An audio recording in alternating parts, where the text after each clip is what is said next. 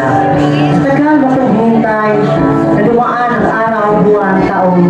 Sa pagdating ng tamang panahon, ako'y inalagaan at ngayon iniwan at itinapon. Kaya bigyan mo ng pansin ang isang punong gaya ko. Panahon naman na linyo at nalinya, panahon na rin sa pagtanim ng puno at alagaan ang ating kalikasan. Paalala mula sa Department of Natural Resources. Radio Station. At galing pa rin sa kapanareklamo ang isa't isa ay Bahayo Charlene Mahinay. Estaba of Bridge Contract ang mga reklamo sa sampalaban kay Elias GTV, Elias Ninoco Jr. sa tunay na buhay ng kanyang manager na si Beverly Lumipik laban-laban.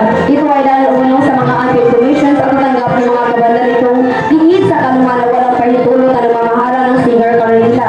At samantala sa dinaos na media conference, sinabi ni Elias na ayaw na nito si Beverly bilang manager ng banda dahil nakakapito sa kanilang performance na di umano yung mga paninira sa kanilang pamilya.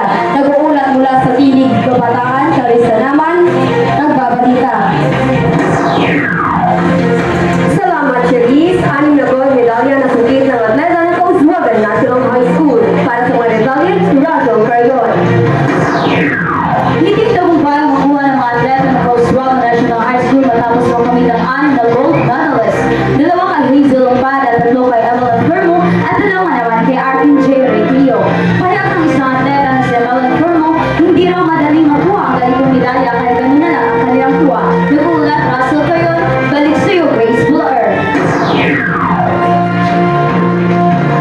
Ayan po ang mga minuto pagbabalita mula sa sisyon di lamang nagahali ng balitang sariwa, kundi balitang tumatatak sa iyong puso at iwa.